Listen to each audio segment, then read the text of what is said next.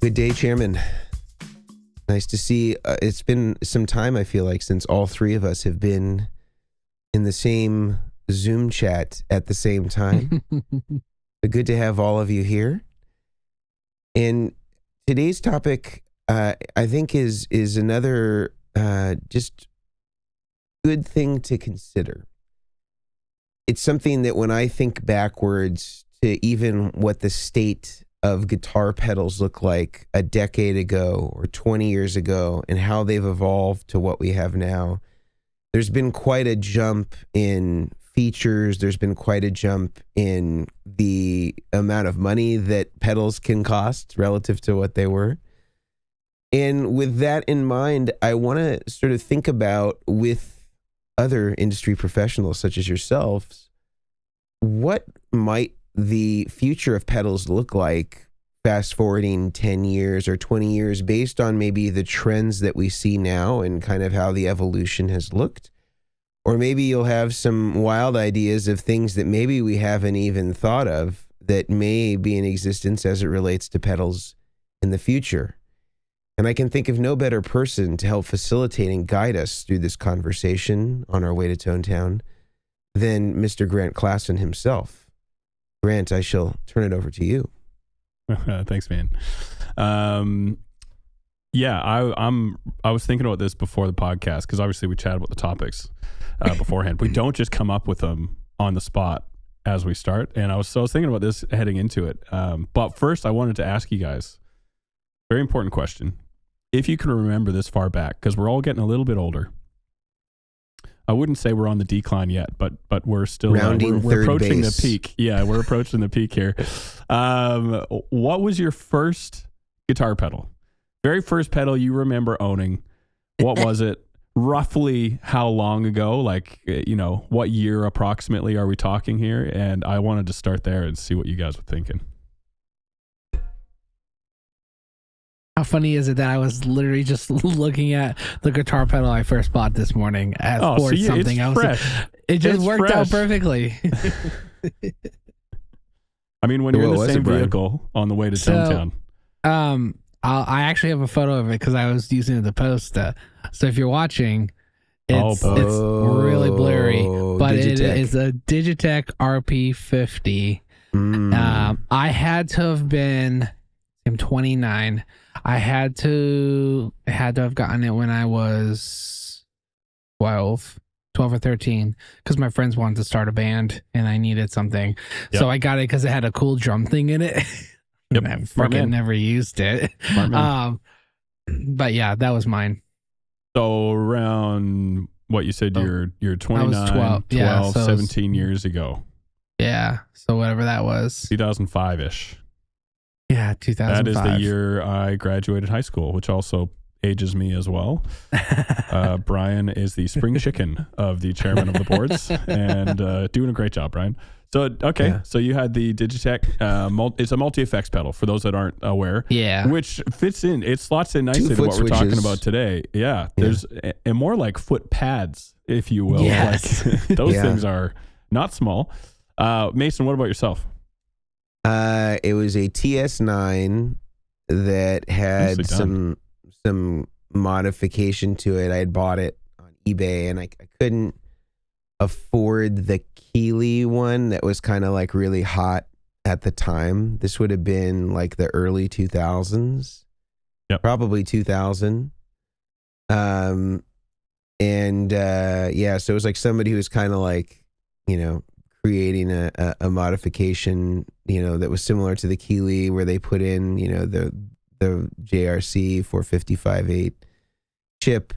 And I got it on eBay, and that was my first guitar pedal. It was a TS9. Nicely done. Yeah. Mine was a Dunlop wah, just the standard, as they come, crybaby wah. And I got it not understanding it at all. I mean, you think like there's not much to understand about a wah, but I just didn't. I just bought it. It looked cool, and I got it, and that's how it goes. I was probably 13-ish, 14 years old at the time. So this would have been early 2000s. And I never really used it. I put on my board And when I was practicing, I'd click it on and go walk, walk, walk, and then I'd turn it back off, not knowing how to put it into a song, and then I'd move on. And that was kind of my first pedal experience, and I can confidently say it only got better from there. That's a low bar, and the bar slowly raised over the years. But Mason, I think you would be a great person to chat us through. Can you talk us through maybe briefly the beginnings of guitar pedals, when they roughly first came out, the first guitar pedal? I know you're a whiz at this stuff. Why don't you talk us through about the history? Not the full history, just obviously we kind of start out with an electric guitar and a tube amp. That's right. That's where we begin. But what was the first guitar pedal? And let's not go through the full history, just maybe the beginning. Well, Chapter 1. We really need Josh Scott here because he could lead us through a historical recollection of. And he could probably show us the original pedal. He probably owns it. Right. Probably does. Yeah. Josh has the first pedal ever made. Exactly. I think that it all starts with fuzz, and so you have the Maestro and then the tone benders and the fuzz faces, and those are all, in the early to mid 60s that you start seeing the fuzzes coming around. And then it sort of evolves, from there into, you start to see other effects that are, modulation based, like a univibe, and that's kind of the later part of the 60s. And, and you see electro-harmonics start to come on the scene, then MXR, this is well before Dunlop, Ross, I'm just trying to think of companies this is, into the 70s by this time. But the interesting thing is, most early pedals all had, this is unrelated, but sort of interesting, is all the early pedals, early fuzzes and stuff like that, they all had mechanical switches like we would find in a lot of pedals today. And then, by the time that Boss comes around, it's all moved to the FET, the little soft touch foot switches. And, and then by the 90s, when the boutique craze kind of hits, everybody's back to mechanical switches. Of course, most vintage pedals were not true bypass, but, because they just didn't have enough pole pieces to do it, even if they wanted to. But it's just interesting that we're now back to mechanical switches. I suppose some people still use, relay switched, momentary switches, which didn't exist back then. But, just interesting as far as the bypass is concerned, that we've kind of come full circle back to the original style of, butt contact mechanical switches. Which I think is interesting, because I think one of the things that might influence our conversation here is, and maybe part of what you're saying with coming full circle, is I think with the, introduction of the internet. Obviously internet came in well before 2000, but things were becoming more widely available and searchable in the early 2000s. And I don't think it's any coincidence that we see, the hard switches, the 3PDT switches for bypass and true bypass and all that coming around again in the early 2000s and beyond, because now people like myself can start searching, schematic for a TS9 or how to build a guitar pedal and all this. And that is the easiest way to do it, is with a hard switch and a few analog components or, jelly bean parts, and you can start building your own pedals. And I think it's really cool. It's a pro and a con. Our industry is now flooded with pedals that are, to just paint it with a broad brush, are essentially the same. We have, repackaged TS9s all over the place that are built by people that are looking up circuits online. And I don't think that's a bad thing.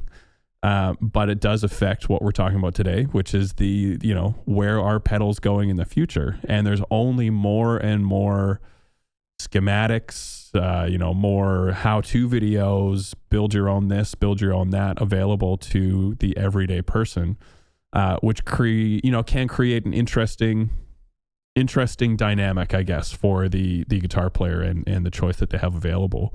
But what are you guys' thoughts? What are your thoughts on people? And I'll put myself in this camp, so don't be too mean. I learned a lot of Goodwood stuff, or Goodwood started off of essentially YouTube videos and Googling with cables. Like, how do I build my own cable? How do I solder? And so I did not come out of, an electronic or electrical engineering degree and come into building Goodwood audio. So what are your thoughts on the internet coming in, giving people access to the stuff that they couldn't really access before easily, and now how it's affected the market? Good, bad, somewhere in between, pros and cons? What do you guys think? I mean, I would say it's probably there's probably like a between, because there's it's the same thing, kind of like Mason doing his DIY channel. People that want to learn how to build pedal boards, how to build cabling. Same thing with pedals. Some people want to learn how to build a one loop true bypass buffer, like a one loop box. I wanted to learn how to do that kind of stuff. But then there's some people like, I don't have the time. I love these companies. I'll go buy from them, off the shelf. And a lot of times it comes down to how impatient some people can be, because building a pedal the first time is not like, you're not going to get the cables and do it in 20 minutes like the guy in YouTube says you can do it. You can take some trial and error. The guy on YouTube's a liar. Yeah, I mean, like, maybe you can if you follow it, but sometimes, he may have filmed in a very low resolution, so you connected the wrong wire to the wrong pin on that hard click switch or something. So, but it comes down to that, is like, it is fun. It's fun to experiment, but I think there is a 50-50 between people that are like, man, I'm just going to let the professionals do it because they know what they're doing, and then I'll just buy it. But then there's some people like, no, I like to experiment. So, what do you think about how that affects the industry as a whole and products that may or may not be released? Let me rephrase it. Should people that are DIY be allowed, is the wrong word, but should they release products for the general public? You know what I mean? So you have access to this info, but does that mean you should distribute it to a wider audience? So, I mean, that's the same thing when it comes to like people doing clones of pedals. Like, to a degree, it's like, sure, build a couple TS9s and give them to your friends for Christmas or something. Like, do it for fun. If it starts a business for you, fantastic. Like, that's cool. Yeah. But like, I've had people ask, because I'm not a manufacturer except for doing boards, like, the only way I can phrase it is like, I've had people like, man, I built a pedal board. Should I go and turn around and start offering it as a service? And I always tell people like, man, not till you get good at building that one product should you offer it to people. So it's the same thing with pedals. Like, don't build your first tube screamer and it work, and then you immediately list it on Reverb for $100. I'm quitting my job. $500. Yeah, babe, I'm quitting my job. And the wife's like, you have really good health insurance. Don't do that. So I mean, I'm not going to say no, because it's where I started doing something until I got good enough. And then now that's turned into my job. But like, it just grows business and it grows, people's opportunity. So I'm not going to say no to it, because you never want to cap what someone wants to do with their vision or, dream or anything. Yeah. But I don't think Mason? it really hurts. Sorry, Brian. No, I was just going to say, I don't really think it hurts the industry. If anything, it confuses the industry, because we're in such pedal overload of options. Like the rack I did, we had so many options on that rack. It was like 35 pedals, and it just became a point where, well, there's this new, like the Zelza. Well, there's a new Zelza, but you have a Mobius, and you have an H9, and you have this pedal. Yeah, but this is another new pedal. Okay, cool. So like, I think shiny it is. Yeah, it's shiny. It's cool. So I think that's where, like, if anything, that kind of stuff, overwhelms the market. Not like it doesn't hurt the market. What do you think, Mason? Well, I'd love to tell you more about what my thoughts are on this, but I wanted to break for a moment to talk to you about two great sponsors that make this podcast possible every week. I should remind you that by way of sponsoring this podcast and you supporting those sponsors, that is in turn helping us be able to continue to offer this as a weekly podcast. The first sponsor I'd love to talk to you about is none other than the Guitar Sanctuary. And if you're watching us on YouTube, you'll notice that Brian right now is transplanted into the Guitar Sanctuary in his area where he builds pedal boards. But not only do they offer amazing pedal board services by way of Brian Omilion of Omilion Audio, they also are one of the foremost retailers as it comes to high-end boutique gear, everything from guitars to pedals to amplifiers. It's one of the best shops in the country, and I highly recommend that you check them out. That's theguitarsanctuary.com. You can check out all of their offerings, and if you're interested in having a pedal board built, you can contact Brian through his email address, which will be linked in the show notes and also in the description if you're watching on YouTube. And secondly, I'd like to mention another one of our great sponsors, which is Sweetwater, and specifically their new site, which is the Gear Exchange. And this is essentially everything that I love about Reverb without the things that I dislike about Reverb. In particular, the exorbitant fees that seem to go up incrementally every single year. One thing that's great about Sweetwater's Gear Exchange is if you're a seller and you sell some high dollar item and you don't want to eat the fees, you have an option to put all of your earnings onto a Sweetwater gift card. And if you do that, you don't pay any fees at all. So if you're somebody like me that is frequently buying new things and you know that that money is going to get used through Sweetwater invariably, it's a great way to be able to save on fees and use their great service and site. Again, it's very similar to Reverb. Use listings for product and gear that is sold by other people in the community. It's a really, really amazing system, and you can check it out over at sweetwater.com/used, USED, and you can check out all the different listings that they have there. Sort of kind of like hybrided between like almost like Craigslist in a way and Reverb and eBay, and again, just seems to have worked out the bugs and really made it more about the customer and less about the business side of things. So I really, really love what it is that they're doing, and I've already been using this to buy and sell gear, so really happy with it. Definitely check those two sponsors out.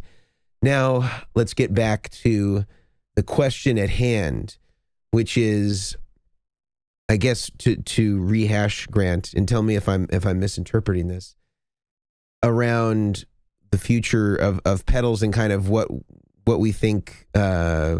Brian sort of answered a question around sort of like new pedals coming out, how things have evolved. I want to make sure that I'm getting back to our touchstone here, where we started. Can you reiterate so I make sure that I'm answering this question correctly? I think I got just too into our sponsors because they're just so great. Well, actually, this is a total side, and listening to the Sweetwater Gear Exchange thing, that you've actually got me pretty tempted with the putting it onto a card thing. That's a cool idea. I legitimately didn't know that. That's great. Yeah. Basically, it was the availability of information online, which allows the everyday person, the DIYer, to now get into the market, make themselves pedals or gear, and then potentially start a business, which is how I started. Roughly, Brian started. Yeah. You know what I mean? How does that affect the industry and where we're headed in the future?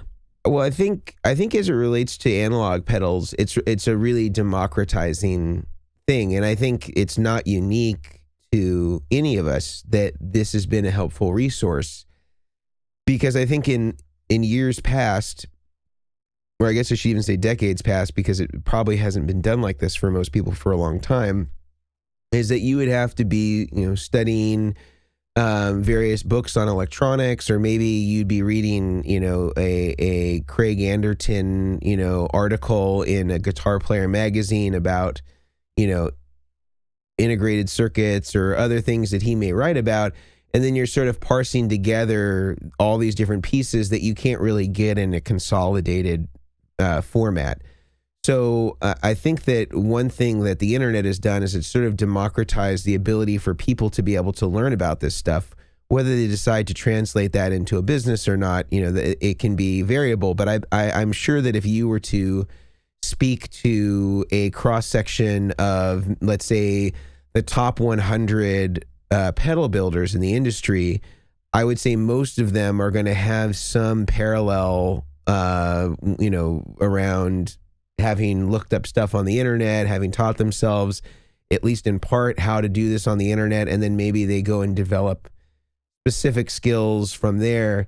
And it can be a great way to start. I would say it's most certainly not the only thing that you need in order to start a pedal business. And I think what most people find is that as they start to develop whatever it is that they've learned on the internet into a business, they realize that there's so many different things that you don't know about running a business that is totally unrelated to the building of the effects. And it turns out that knowing how to build the product is only maybe 10 or 15% of the job. And so this is kind of where it can be a reality check for the hobbyist that's trying to translate it into a business, because you're not yet having to think about things like, you know, workers' comp insurance or payroll taxes or marketing or manufacturing at scale or, you know, customer service or dealerships. There's all these other things that are sort of bundled together that, you know, in the innocence of building, you know, a DIY tube screamer in your garage, you're just not part of the thought process. But I do think that the internet it will continue to democratize this stuff. And I think even in the digital realm, although that's not something that I'm super well versed in, there's a lot of places where, you know, people will exchange ideas, or if they're working in a specific, you know, chipset, like, I don't know, the spin chips, there's people that often will share ideas or ways that they've programmed these particular chips for either efficiency or to get certain sounds, and then people can use those or borrow from that or take that and amend or manipulate whatever it is that somebody else has done. And there's a lot of free options to explore, just like there would be, you know, on the analog side on a DIY stomp boxes or something like that. So I think that it's great. I think it certainly has already created some great pedal companies that we all have heard of and revere. And I presume it will continue to do that. One thing that I'm almost more curious about is, you know, like, we see things like the evolution of MIDI into almost everything now, right? And in 10 years ago, this was not, you would rarely see MIDI outside of kind of like delay, reverb, maybe some modulation, certainly only digital stuff. I don't know that you'd really ever see it on analog stuff. If that was sort of, I would say that that's probably been one of the defining characteristics of you know, this current generation of pedals, is like everything has got MIDI equipped, everything is moved to, or a lot of stuff is moved to 1/4-inch MIDI, you know, or 1/8-inch MIDI. You know, we're seeing overdrives and distortion pedals with MIDI, which you rarely would see ever before.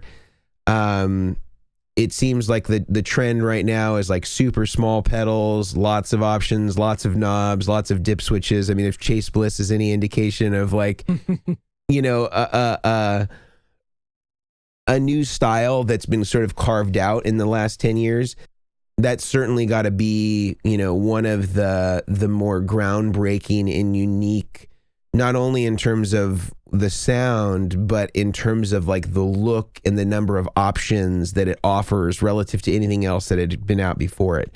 And I think that could even extend as far as the reverb pedal with the automated faders and the preamp as well.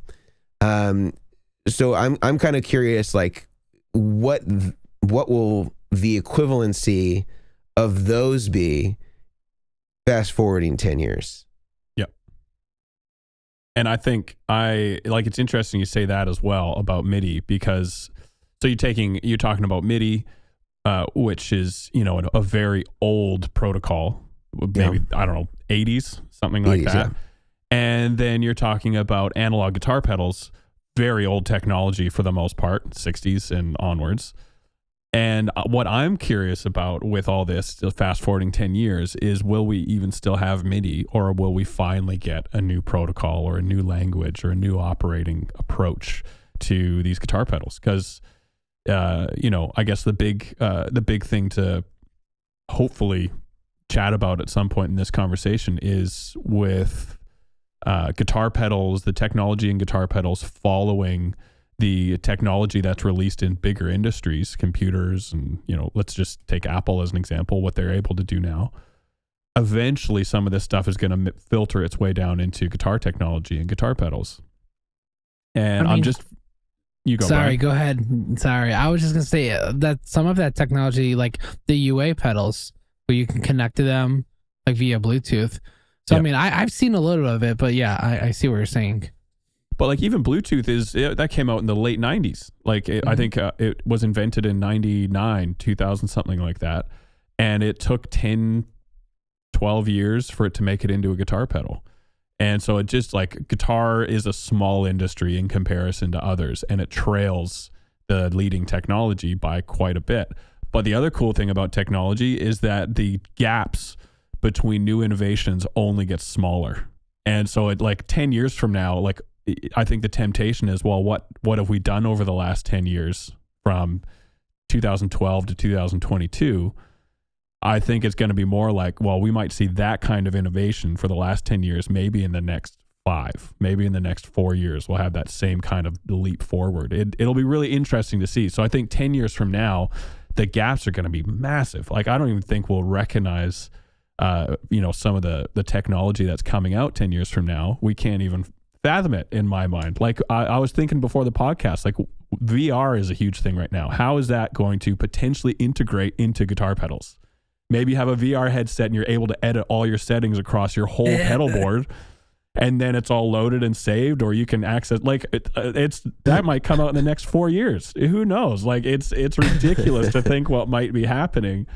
Listen, if you ever offer a VR meta build a pedal board experience, I am the first one to sign up. If I can be in the same room as you and we're looking up at the sky and there's pedals and we're grabbing stuff and we're or people could watch you could live stream through VR so people can basically like see what you see, Brian.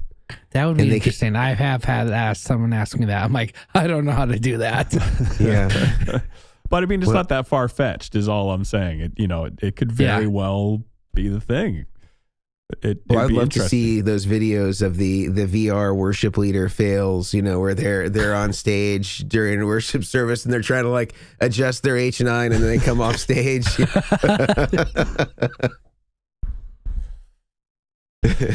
Yeah. Yes. So it'll be interesting to see. Yes. But I mean, before we move forward and what we would like to see, let's take the last 10 years again. What has been your guys' favorite innovation as far as guitar pedals go, or maybe the one that you find the most useful on a day-to-day basis? What's been the best thing that's happened for guitar pedals and pedal boards in the last 10 years? Other than the Travel Light pedal board series. Oh man, I don't know that I can necessarily point to a specific pedal. I think one of the things that has maybe been, I don't know that I would say it's the most technologically advanced, because I'm sure that there's other things technologically that are more advanced than this. But I would say there's kind of like two parts to my answer to this. I think one of it is related to sort of the hybridization of using sort of vintage equipment and in making it compatible with new digital gear. So I'm thinking of things like the aux, things like which is the UA sort of attenuator and speaker and cabinet and microphone simulation. Equally, what Two Notes has done with their whole technology and software as it relates to impulse responses and things of that nature. And there's been other companies that have equally done really cool stuff as it, relates to sort of integrating vintage tube amps and then providing these emulated, digital equivalents of some of the other pieces of hardware that you would pair with the tube amp, but sort of makes it more seamless, like the Sur Reactive Load IR or the Fryette Power Load. Those are kind of maybe two less popular versions than the aux, but also really excellent. And I think that's like a really cool thing, which is not necessarily using and the impulse response technology is obviously kind of newer and something that really kind of came to fruition in our industry in the last 10 years, but is also combining, things that have been around for a really long time, like the reactive loads, and trying to, give an amp something that looks like a speaker, that loads it properly and safely, hopefully, and then gives you these options to kind of enrich it with impulse response. I think that that's like a really cool piece of technology that certainly from where I'm standing as a guitar player is really valuable to me, and certainly for people that are in areas where they can't have an amplifier at full volume or use a 412 cabinet. It's opened up new doors to be able to have a really great playing experience where you can use the full capabilities of your amp without having to, go into a rehearsal space in order to make it happen. So I think that is really cool. But I think also on the other side of things, I think that as we were kind of talking about earlier, one of the biggest innovations I think is around sort of, again, the democratization of information around not only how things work, but how to best use it. And I think things like YouTube, I think channels like Josh Scott's, I think channels like that Pedal Show have been really instrumental in informing a, kind of formerly maybe less educated audience, and not through any fault of their own. It's just like a lot of this information was never in one place. So you had to be a good researcher of all these different resources, and then understanding how to like even vet that information to figure out what's right and what's not. Right now, people can go to a myriad of channels and get pretty good information about understanding things like signal path, or understanding things like buffers, or understanding the difference between true bypass pedals and buffered pedals and the consequences between them. So now people understand more about how to optimize the equipment that they have that formerly was just not something that was sort of universally available. And you would get, 300 different responses in a chat room about how to use a TS9 or where to put it in the right place.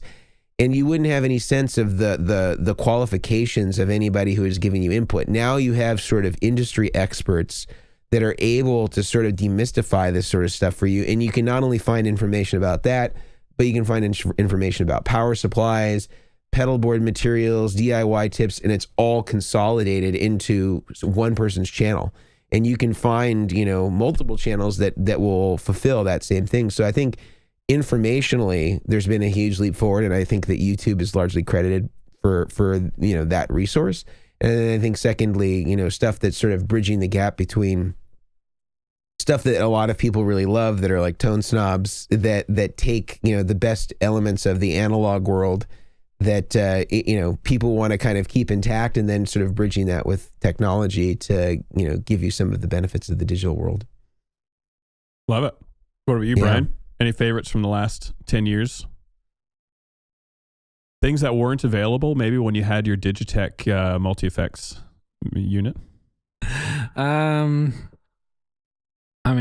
would definitely say the aux box, especially from a point of using, because I have a couple amps at home and I love how they sound, but in the circumstance of where I play, live amps aren't, I can't use them. So being able to still utilize the amp instead of it just sitting at home has been really good. So yeah, I would say the aux, and man, that's hard. I want to go and say like a switcher or something, like something RJM switcher, because I'm a huge RJM fan. I have the PBC-10 and I absolutely love it.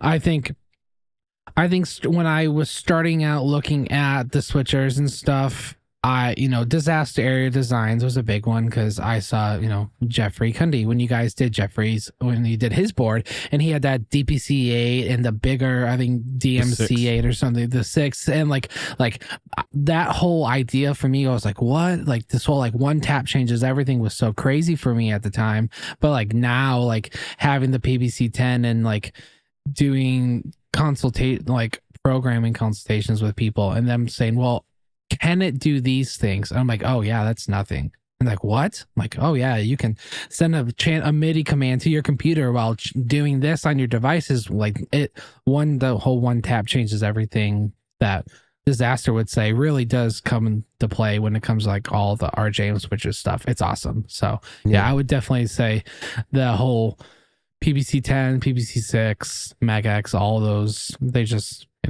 that's for sure. That's definitely my number one. I think is awesome, and it brings up a point I wanted to touch on, which is collaboration and how collaboration has become more involved, which I think we should get into after Mason chats about a couple of our amazing sponsors. Yes. Two amazing sponsors that make this podcast possible every week. Our friends over at Mono and our friends over at Pedal Genie. Let's talk about Mono first because I'm a big believer in their products. I use their double gig bag routinely so that I'm able to take a Strat style guitar and some sort of humbucking style guitar, whether that be a Les Paul or a 335. And they have an amazing gig bag for that. But not only do they have great gig bags, they have great pedal boards, which Grant and Brian have often used, in addition to amazing cases. It really offers the level of protection that you might find in some hard cases, but in a soft and portable version that really Mono has sort of been alone on that hill as far as kind of being at the top of the game for a very long time as it relates to quality cases.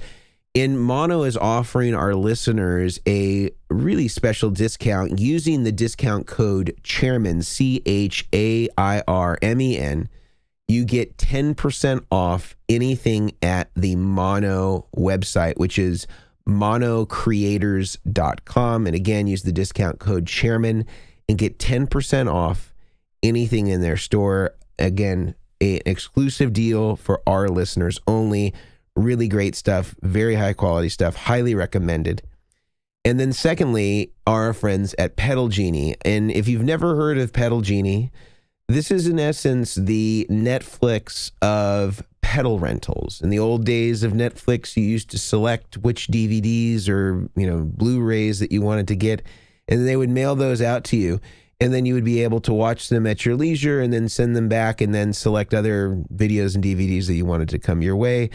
This is very similar, except instead of with DVDs and Blu-ray, it's with guitar pedals. And Pedal Genie has made it easy to really be able to select the gamut of any pedal that is out there, select which things that you want to receive, get those in the mail, be able to experiment with them on your own time. Again, it's not like you have to buy anything. You're not required to buy any of these pedals. This is strictly by way of rentals. And if you want to buy something, of course, you can buy it from them or from some of our other sponsors because they do also have a retail component to Pedal Genie. But one of the cool things that I think is really great about Pedal Genie, you can select how many pedals that you want to receive on a monthly basis. You get the option to choose which pedals you want, get to try them at the convenience of your own home. You don't have to worry about return policies or anything like that. And Chairman of the Board's listeners get 50% off their first month using the discount code BOARD, BOARD. So head over to Pedal Genie, which is PEDALGENIE.com, pedalgenie.com, and use the discount code BOARD for 50% off your first month at whatever tier that you choose in terms of how many pedals you'd like to receive each month. Now, let's get back to it. So, Grant, where were we?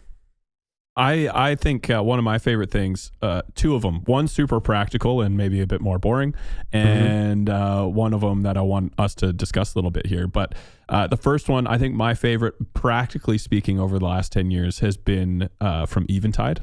And that has been the H9, which I don't think it's been out more than 10 years at this point. I could be wrong. Yeah, it's probably around there. Yeah, H9 has been out for a little bit. But the idea that you can control your pedal via Bluetooth from your phone, adjust settings in real time, that was something, when I was using H9s a lot, I used all the time. To the point where I didn't really, and it still don't, if I'm going to be honest, know how to really get into the H9 menu. Obviously, the H90... its successor has recently come out, which gives you a bit more flexibility in that area. I still don't really know how to use the H9 with the physical buttons on the pedal. I always get my phone out, and I loved that feature. I thought that was great. And obviously something you would never have seen in the 90s, 80s, and before. So it just wasn't possible.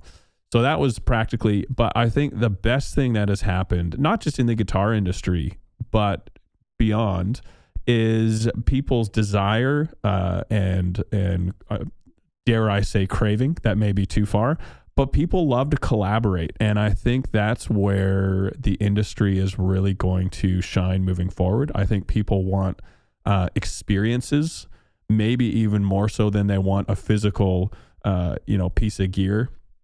I think having an experience and how that maybe lines up with our industry would be really interesting to see how it all plays out.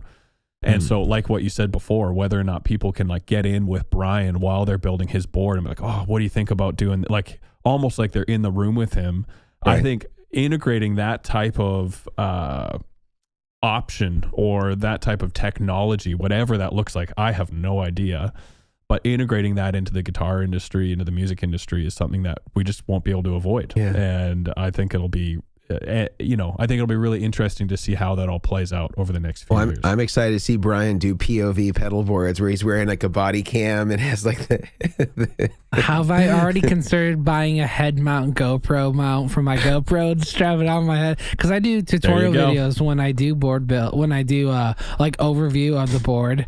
But I think it would get boring because it would be like working on a board, answering an email, responding to my wife's text message, working on a board, taking a bite of a food because I don't stop for lunch. I just like eat while I work because you need to get a beer helmet, Brian, and you can just fill it with triple filtered water.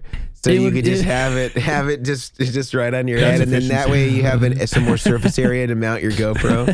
It would be two. One would have triple filter water from Starbucks, and the other one would have the Arizona RX. They just call it RX Energy. It's like this orange juice tea. But yes, I should do that. But yeah, no, yeah. It's not prescription. No. Prescription iced tea. It should be. I drink it enough. Let me ask you guys this question, and I was kind of thinking about it as Grant was talking, and maybe this will help as a jumping off point of what pedals might look like in the future. Who do you think in the last 10 years have been the most influential pedal companies in terms of their product, like the pervasiveness of their products in the marketplace? And I want to maybe say, like, obviously there's big players like Boss and stuff like that have always sort of been a major player, but maybe players that more than 10 years ago were not in the conversation and now are very much in the conversation and are sort of ubiquitous in our industry. What are you think those kind of like really, really key companies as far as pedals are concerned in the last 10 years that are really like, kind of at the zeitgeist of the between, let's say, 2012 and 2022? Oh man, as in they did exist before that, but really came into their own. Maybe they did exist, but that they've kind of like created, or they've had a significant impact or shifted the way that we see pedals, or the way that we use pedals, or the types of pedals that we might use. Like I'm thinking in particular, like I think Strymon is in that conversation. I think that Chase Bliss is in that conversation. I would say in some respects, JHS is in that conversation. I think that in terms of, I would almost say more importantly than his pedals, and I'm not taking anything away from his pedals, I would say like the social element that JHS has introduced into the industry is really unparalleled. Like the connectivity between pedal buyers and information and education and creating community, like nobody has done that. And I think he is really great at creating this community and enriching it. And really, you would think that like a bigger company, like a Boss or whatever, would be more interested with the amount of resource that they have in taking on something like that. In what I really think that he did that was a missed opportunity by a lot of bigger companies is that they didn't reinvest in their customers in a way that was going to keep a full pipeline of people that were continually coming back to them, because not only did they offer great products, but they galvanized musicians.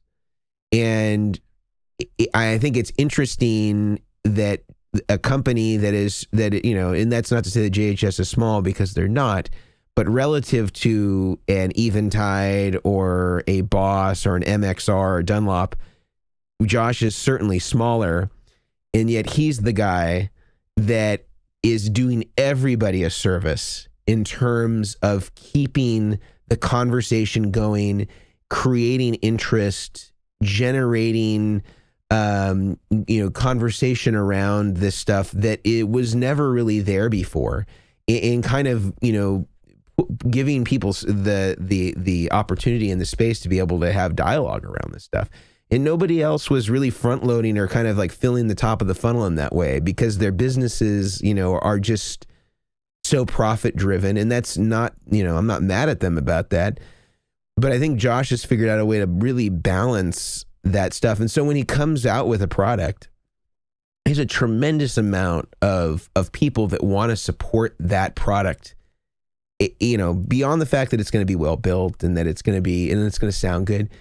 People are inspired by that. And I think that everybody owes him a big debt of gratitude in the pedal business. And I still think it's a bummer that you're not seeing the Bosses or the Line 6s or the MXR or Dunlop Way Huge reinvesting in their customers like that, because he has made a point he's made it his business to not just make great pedals, but in parallel provide education and support to people on a regular basis. And it's very inspiring. I have huge respect for what he's done. And I also think that other companies should be doing this. And I'm hoping that other companies will see what he's doing and be like, yeah, we actually really need to do that, because we need to create customers for the next 50 years in order for the legacy of our brand to continue and thrive. Because I think that this is the direction that social media has pushed things, where people want to be connected to the ownership of the company. They want to be connected to the leader of the company, and they want to be inspired by the companies and brands that they support. And I think Josh has done a great job at that. Well, just to add to that, that's just like what Grant was saying, like the collaboration of the company and the buyer, whoever it is. This, to me, and I'm going to just add on about JHS, because they were the first one I thought about, is what Josh and them are doing with all these shows. I just watched the one that he did about the clown one. That is like the tip of the iceberg of what I think is to come, because someone like me, especially during COVID, everyone had to, they were watching more video stuff. There was everyone, up their video game and stuff. And, they definitely took off on that and did behind the scenes. People love behind the scenes stuff. People love, that's why when you want to go backstage at that concert, because you want to see all the cool backstage stuff. I mean, at least I do. I don't know. People probably want to meet the musicians. I like to see the cool stuff. But it's the same thing. You're basically getting a backstage into the shop to see what they're doing, and you're seeing them in real life. They're not just a perfectly typed post or perfectly taken edited photo or video. It's raw and it's real. So I agree with you on JHS and Strymon. I think another one I would add, and maybe they're definitely in the newer of the group, is like Morningstar Engineering. Like those guys, they have also taking the time to create an experience that when you're watching their videos, like, man, I really want to go try that. Like it's like a movie commercial for their pedal. And it's, it all has to do with budget and everything on what they can do, because some companies can't. But like, taking that next step to create a really cool promotional material that really hooks your clientele in and makes them go, man, I really want to try that. Like, that's really cool. So I would add Morningstar to that list. The thing I like, a couple thoughts on what you guys have said, that with Morningstar being the first one, is it's cool to start seeing other companies challenge Morningstar on their approach to MIDI controllers and all that. The first one that comes to mind is a company called Pirate MIDI out of Australia. And they're coming up with some cool stuff. And you could look at this like maybe as the company owner, let's say, which I don't, let's say I owned Morningstar. It's like, oh, there's my competition. I need to squash them. But the benefit to the consumer is now it's like, well, now Morningstar is being challenged in their industry. Everyone has to step up. The competitors do, Morningstar does, whatever other company is. RJM might change some of their approaches due to what they're seeing in other fields, gig rig, and so on and so forth. And so I think, having these more access to technology for everyone means that everyone benefits from it. And I know, when Goodwood first started out, we were building some, just basic junction boxes and stuff. And there weren't too many other people doing, very similar things. I'm not saying we invented them, because we absolutely did not. There just wasn't as much competition. And then I'd see other companies come up with very similar looking products. And it was always a good thing. Like I looked at like, oh, that's a cool approach. I wouldn't have thought of that. And it forced me to think, what else am I missing? And what other areas can I improve in? And so we benefited from competition. With JHS, I really do think that they will not be the ones we will see innovating hard technology on pedals. But they are doing something I would argue is much harder to do, which Mason mentioned. They're innovating in the social aspect and, putting themselves out there as a knowledge base resource. And with what Mason, you said, more companies should do it. I think like if Boss tried to do that or MXR, I don't have any attachment to the person behind MXR or Boss. I just don't care because they haven't built themselves up to be that. They built themselves out to be a corporation. It was Boss specifically and Roland. And so I don't have any emotional connection. I see a great product. It's like, I really want to buy that. I connect with their product.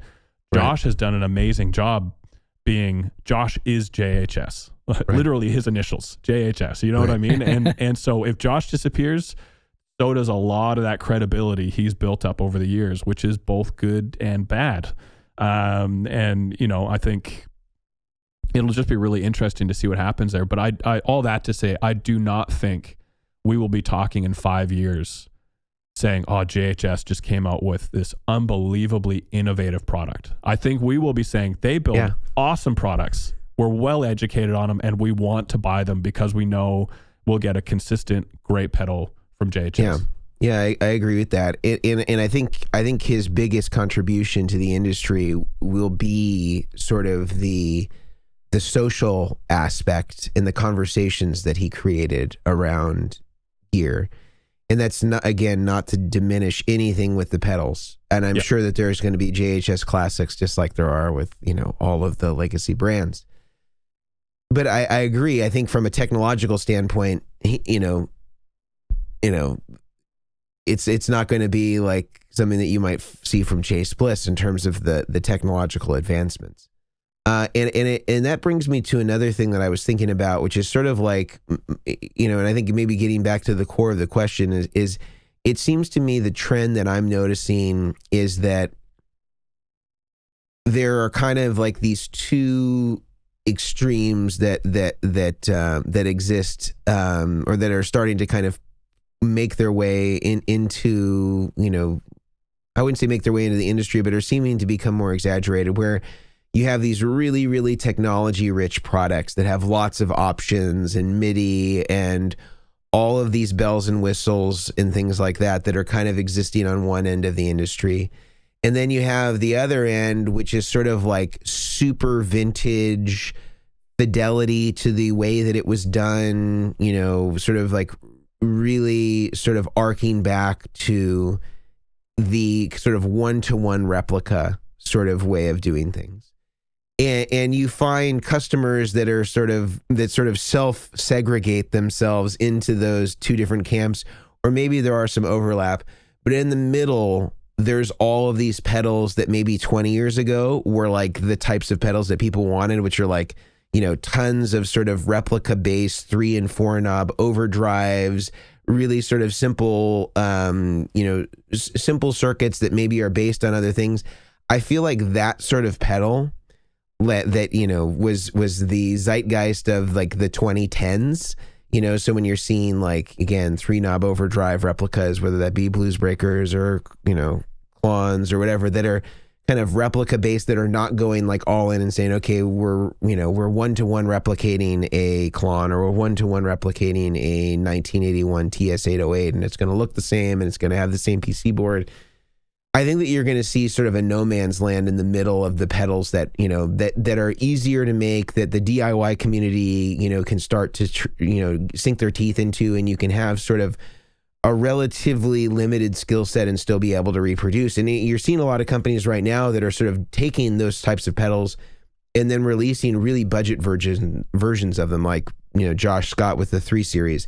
Is kind of taking what formerly was a $200 boutique pedal that had 3 knobs and making it into a $99 budget pedal, because I think that like the level of interest in those types of pedals, that part of the market became so saturated where there's like 300 companies that make a blues breaker, or 300 companies that make a TS9, or 300 companies that make a Klon replica, or, you know, a CE2 chorus, or, you know, an analog, you know, a basic analog delay, or a DM2 kind of based analog delay, that's not inspiring to a lot of people anymore. They either want to go like fully down the rabbit hole and get like a fully vintage replica or a 1-to-1 replica of whatever that thing is, or they want to go like with the really enriched technology that has all the bells and whistles and kind of is at the cutting edge of the industry.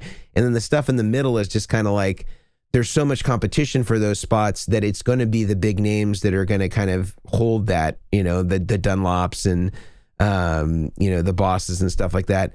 They're always going to kind of own that middle ground territory. And so the differentiators are really more at the fringes and not in the middle anymore, because so many pedals are coming out that are kind of all in that, you know, continuing to replicate the same circuits that are already out there. There's just not enough differentiators at that point. And from the consumer standpoint, it's like drinking water from a fire hose. There's just too many options and nobody can really choose.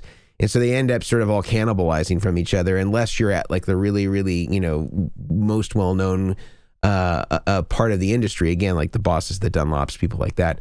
So I sort of see there being this push to kind of go more vintage correct and like really, you know, go like, you know, 1-to-1 to the way that things were done, or to go in utilize the technology that's available and kind of try to create something that's, you know, again, utilizing all the cutting edge stuff. I think the middle ground is going to become more and more diluted as the years go by.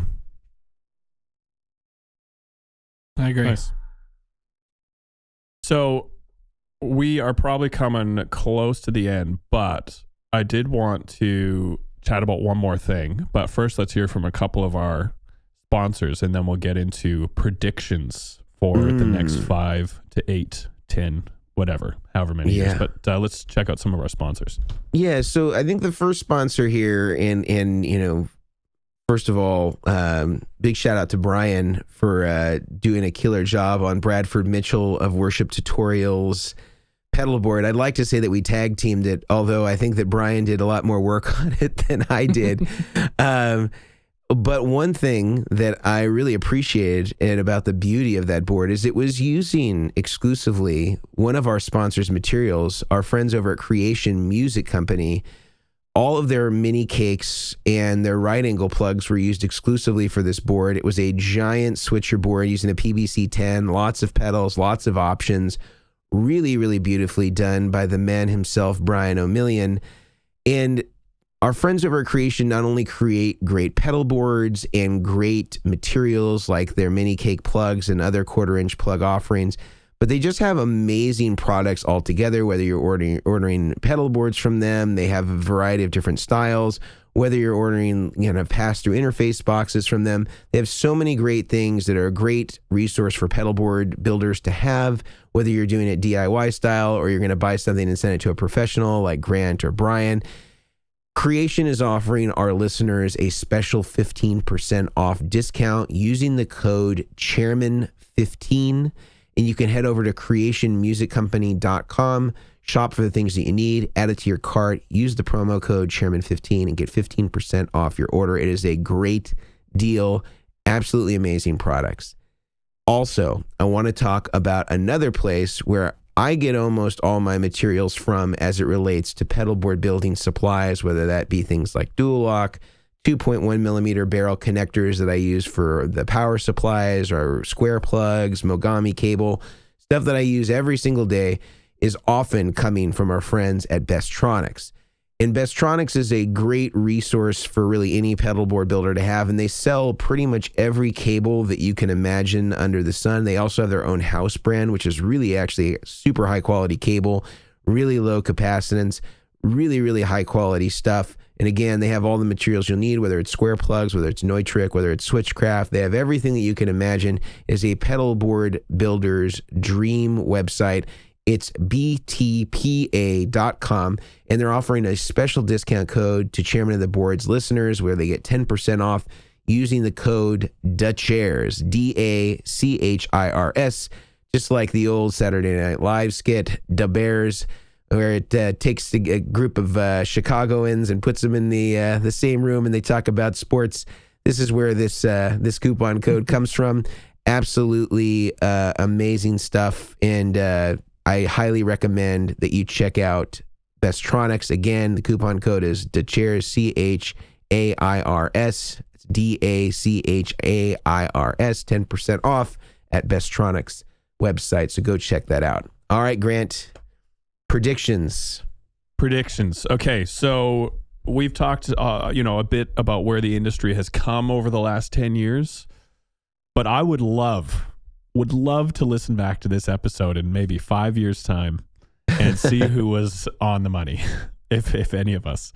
So what do you guys think? Next 5 or 10 years, what would you like to see? What do you think we're going to see as far as pedals, technology, and beyond kind of goes? Who wants to start us off? I can go. I think I have 2.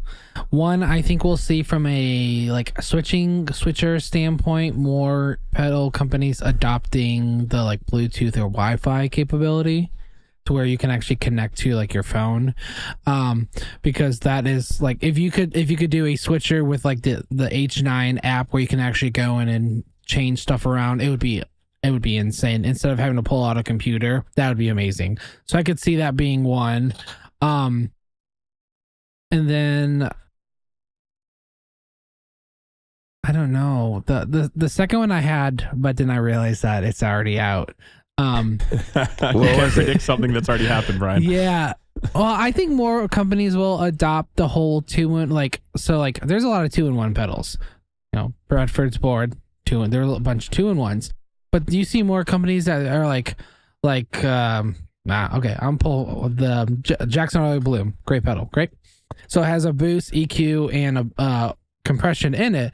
But if you're using it in a switcher, that loop has to always be on or something. So I could see more companies maybe using stereo jacks where you could actually split the pedal, stuff like that. That's a big and that's a big factor. I've told the guys at Jackson, hey, you should do that. More switchers, our people want to individualize or rearrange the loop order. So I could see more companies doing that. And I know it's something that's already out, but not enough companies are doing it. So I hopefully expect in the next 5 years, those 2 for me. That's what and something with VR, but that's not pedal related. There we go. Pedal boards. Mason, any predictions? Yeah, so I predict that we're going to continue to see refinement on power supplies. It seems like everybody is now switching over to switch mode. I think linear power supplies will be pretty much gone. I think we're going to continue to see more powerful, smaller, better gray in terms of the audio quality aspect power supplies. I think that we're going to see better quality buffers. I mean, one thing that I hope that would happen, and this is, this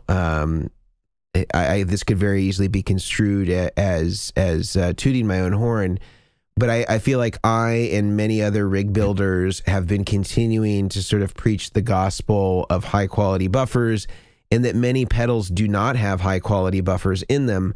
And I'm seeing that more companies seem to be investing, and I'm not saying that it's a result of anything that we're saying, but I'm hoping that it will have some influence where it will end up being better for the customers, where they will have better quality pedals with better quality buffers that we'll see as the standard moving forward, and we won't see, the, noisy, JFET, FET kind of cheap throwaway buffers that companies just sort of institute blindly. And I think as, the customers become more educated, I also think that they'll hold the pedal brands to account and demand higher standards as that it relates to the quality of buffers. So I think that we will see pedals with better quality buffers moving forward. I think that, MIDI 2.0 is going to be a thing that's going to really revolutionize a lot of different pedals, even stuff that maybe is existing, and we'll have redesigns of things that maybe are already in existence to kind of adapt to all the features and enrichments that will bring. I think that switchers are going to become more robust. I think they're going to become smaller. I think that, we're going to see, I'm really excited to see what RJM comes out with. I think that their PBC 10 is due for a facelift, and I'm really excited to see what that facelift is going to look like. Is it going to look like Kenny Rogers, or is it going to be a tasteful facelift? I'm sure it will. I'm sure it will be tasteful. Just a very mild brow lift. And so I'm excited to see what that looks like. And, I think that there's going to be a lot of cool products that are going to be coming out to support that the ampless sort of trend. And I think that that's going to continue. And, things like the Goodwood audio long line, I think that that's just the start of a lot of products that are coming around to help address and support people that are using ampless rigs. And I think we're going to continue to see a lot of cool evolution of stuff that can help kind of make, the digital modeling stuff maybe more tubey, whether that's kind of like coming out with cool preamps that kind of help support and make it sound more like a real amp, or whether that's, again, using stuff like, what Grant has come out with, where, you can basically replace what was formerly, 2 SGIs and all the send and receive boxes, and kind of consolidating that into a more compact and efficient unit that's really sort of purpose built for pedal boards. And so I'm really excited to see how that evolves as well. And those are just a few of the ones that I can think of off the top of my head. But Grant, what about you? First, I have one really quick question for you guys that came up as Mason was chatting. Yes or no, are we ever going to move away from a 1/4-inch jack for the standard, the industry standard on pedals? No, Will it ever happen? So. Okay, Brian? No, I don't think so. It's too entrenched. All the hard. It would have to be adopted by so many people in order to get a critical mass. I think it's too hard. Or just a couple big companies, and everyone else would be kind of forced to change. It was just a thought that, as you're saying, switchers getting smaller, I'm like, the biggest hindrance to a switcher getting smaller is the size of the jack. Yeah. Like that, the hardware is the biggest issue there. It's not the software or what you need to run the software. It was just a passing thought. Yeah. Listen, I've seen people riot over people adding 1/8-inch for MIDI, let alone not having 5 pins. So I mean, I don't know what would happen if they took away 1/4-inch. The 1/8-inch switcher. My or gosh. banana. What are those TT plugs? The banana plugs. Yeah. Oh my gosh. Okay, so my predictions, I have 2 main ones I would chat about. The first one being, which is a little bit of an ironic one, I think with the amp and cab sims and, let's say, multi-effects, quad cortex, axe effects, all that, they are trying to digitally replicate a vintage technology, and no one has perfected that yet. I think in 5 years, we are going to see massive improvements in replicating the imperfections that we as guitar players love to hear. A tube that's being overdriven, or transistors being pushed into overdrive and clipping and all this. I think we'll see advancements there. I do say that reluctantly because I love the true analog circuits. Not as much as Mason, as we found in previous episodes, but I do love them. So I think it'll get to the point where we sit down and maybe doing a blind test, even in front of speakers, and it will be very hard feel-wise, which is my big thing. Feel-wise, it'll be very hard to tell the difference. That's my prediction for the next 5 years. In the next 10 years, my prediction is that we will be able to sit in a meeting like this and have a latency-free concert collaboration while we're all playing through our own individual rigs. I think that is something that will happen in the next 10 or so years. And if I'm right, I'm pumped about it, because that opens up, you could play with anybody, anywhere in the world. And I think that would be incredible. So yeah, I think those would be my two big predictions for 5 and 10 years from now. Obviously, there's a whole bunch of other things we could chat about, but I would be pumped if any of that happened. Yeah, let's have a super shredder event. Imagine a band going on tour to all 10 locations on the same night via exactly. And all the bands, like each member in the band is in a different location around the world playing to different venues around. Like, it would just be absolutely crazy. But it's going to be a mouthful. One's on a boat. I think the technology could get there. Who knows? Say, we love you, Houston, Dallas, Orlando. Reading a sheet of paper. Oh my gosh. But it'll be interesting to see what happens there. But yeah, the future of guitar pedals. That was a fun episode, guys. Any closing thoughts or remarks before we finish up? Well, firstly, Grant is too cool to do this, but check out the Goodwood Audio long line. If you are a person that is used to using SGIs or TA links or a lot of those products that you would use to be able to adapt a unbalanced signal to a balanced one, or you're using amplifier simulator, whether that's an ACS1, an Iridium, a UA, Dream, Woodrow, etc. This is a fantastic product for you to consider and check out. It is well built, as you would expect from anything that is from Goodwood Audio, and I highly recommend that people check it out. Is one thing that I would like to say as we complete. Otherwise, I feel like I left all my cards on the table. I'm going to add to that. I got to admit, this box, this new enclosure is beautiful.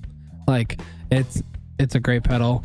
It can do a lot more than just be a long line. You know, I've had a lot of people ask questions, so I also too applaud that. Thanks, guys. I appreciate that. I don't feel like this is the avenue for me to plug Goodwood products, but if you guys do it for me, I won't stop you. Will. So thank you very much. No, I think we are in for some fast changing technology in the guitar industry. I think it's going to be really exciting. And especially for those of you that aren't aware, as pedal builders and people building products with any chips or digital components or whatever it might be, right now is a horrible time to be a guitar pedal builder because there are chip shortages everywhere. So I know a bunch of companies, myself being one of them. I don't know if this has affected you as much, Mason, or not, but I assume it has. Like, you have the products to build, you have the designs, you have the circuits, but you don't have the chips, basically the heart or the brain of the pedal. They just are not available, or they've gone up tenfold in price, and so it's just not economical to build. But once we get through this chip shortage that was caused by COVID, it'll be really interesting to see the potential flood of new ideas and new innovations that have been, kind of on the back burner over the last I think you'll few see years. some release floods as kind of stuff normalizes, where there's kind of been things that have been in waiting, and then now that the circumstances have changed, there's going to be these massive releases. Yeah. So I think we have an exciting couple of years ahead of us as far as gear, and it'll be really cool to see what goes on. And we'll do our best to synthesize that for you as things evolve. Yep. That's it. Well, that's it for me, guys. Been a fun episode. Yes, Use sir. some pedals.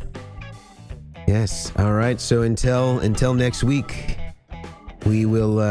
We hope everybody has an amazing week in Tone Town on their journey, and we will join up with you again next Monday with a new and exciting episode. See you guys. Awesome. See ya.